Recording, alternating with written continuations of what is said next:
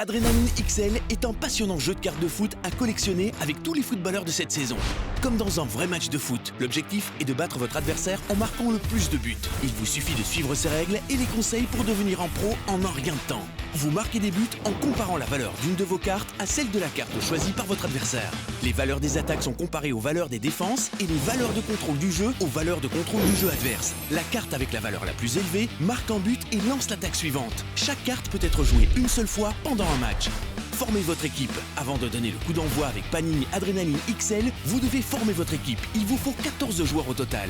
Choisissez 10 joueurs de champ, un gardien de but et 3 remplaçants. Composez l'équipe la plus forte possible en utilisant vos cartes. Vous pouvez placer un maximum de 5 joueurs dans chaque zone du terrain. Après avoir choisi vos joueurs, vous devez créer votre formation. Par exemple 4-4-2, 4-3-3, 3-5-2 et ainsi de suite. Essayez d'opter pour le système le mieux adapté à vos joueurs. Si vous avez beaucoup de bons défenseurs, essayez une formation plus défensive. Si vous avez de bons attaquants, il est préférable d'opter pour une formation offensive. Commencez à jouer. Une fois que les adversaires ont choisi leur équipe, tirez à pile ou face pour décider qui commence. L'utilisateur qui commence peut choisir la valeur à jouer. Attaque, défense ou contrôle du jeu. La plupart des utilisateurs choisissent la valeur la plus élevée de la carte sélectionnée, mais vous pouvez utiliser une autre tactique pour tromper votre adversaire. Dans le cas d'une carte offensive, la valeur la plus élevée est la valeur d'attaque. L'adversaire ne voit que le dos de la carte sélectionnée, mais un indicateur lui divulgue quel type de valeur a été choisi. Comme le premier utilisateur a joué la valeur d'attaque, le second utilisateur doit jouer la valeur de défense. Une bonne solution pour gagner cette manche serait d'avoir un défenseur avec une valeur de défense élevée. Et le vainqueur est... Les deux cartes sont retournées pour révéler leur valeur. La valeur d'attaque de la carte de gauche est supérieure à la valeur de défense de la carte de droite. Le premier utilisateur marque un but. Manche suivante. Le vainqueur de la manche précédente jouera en premier dans la manche suivante. Le second utilisateur doit toujours répondre en choisissant la carte avec la bonne valeur. Match nul.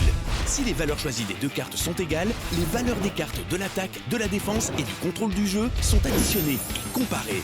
Si ces valeurs sont encore égales, il y a match nul et personne ne marque de but. L'utilisateur qui a gagné la dernière manche jouera à nouveau en premier dans la manche suivante. Carte de modification. Les utilisateurs peuvent utiliser les cartes de modification pour augmenter la valeur des cartes. Il y a des cartes de modification de tous les types. Par exemple, vous pouvez ajouter des points à vos valeurs d'attaque, de défense, de contrôle du jeu, etc. Ce qui vous donne un avantage stratégique sur vos adversaires. Mais n'oubliez pas que l'utilisation des cartes bonus est limitée. Remplacement. N'oubliez pas que comme dans un match réel, les remplacements peuvent vous faire gagner le match dans les dernières secondes, alors utilisez-les à bon escient. Vous disposez de 3 remplacements et vous pouvez les utiliser au début d'une manche avant de choisir un défenseur, un milieu de terrain ou un attaquant. Le match est terminé lorsque toutes les cartes ont été jouées ou lorsqu'un utilisateur a marqué suffisamment de buts pour que l'autre ne puisse plus atteindre le même score avec les cartes restantes. Amusez-vous!